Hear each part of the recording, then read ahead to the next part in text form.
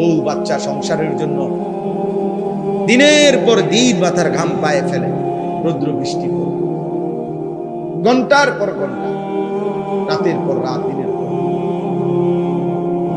8 ঘন্টা ডিউটি করেও আরো 4 ঘন্টা ওভার টাইম করে, কয়টা টাকা বেশি পাবে? বউ বাচ্চা সংসারে অনেক খরচ, অনেক খরচ। সামনে বাচ্চার পরীক্ষা, সামনে কুরবানি, কয়টা টাকা বেশি না হইলে সংসার চলবে? এই যে মানসিকতা, ফলে পুরুষ বেচারা আর ঘুমাইতে পারে না, অপশন নিতে পারে না।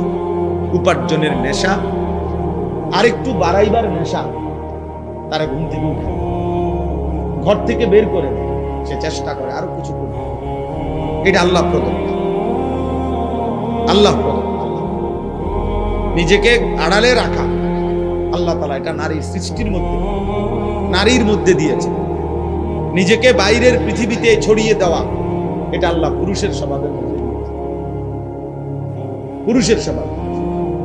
কুল হুয়াল্লাযী যারাআকুম ফিল আরদ ওয়া ইলাইহি তুহশারুন।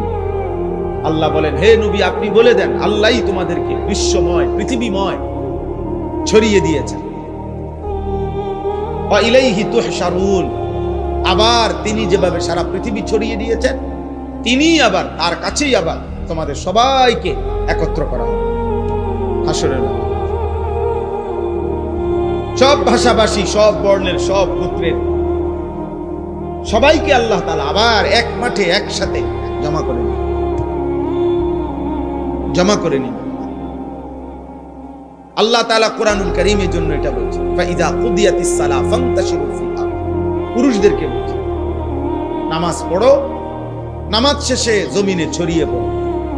ওয়াবতাগু মিন ফাদলিল্লাহ, আল্লাহর দেওয়া রিজিক তালাশ করো, রিজিক তালাশ করো। ওয়াযকুরুল্লাহা কাসীরা, সাথে আল্লাহকে বেশি বেশি স্মরণ করো। লাআল্লাকুম তুফলিহুন, তাহলেই তুমি সফল হবে, কামিয়াব হবে, জান্নাতি। সুবহানাল্লাহ। হুয়াল্লাযী জাআলা লাকুমুল আরদা দালুলান ফামশু ফি মানাকিবিহা ওয়া কুলু মির রিজকিহি ওয়া ইলাইহি নুশুর। আল্লাহ তাআলা বলেন, আল্লাহই তোমাদের জন্য এই জমিনকে তোমাদের অধীন করে দিয়েছেন।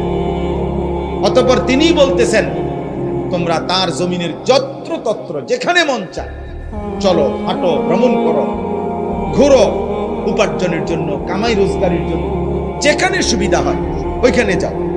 দেশে থাকো,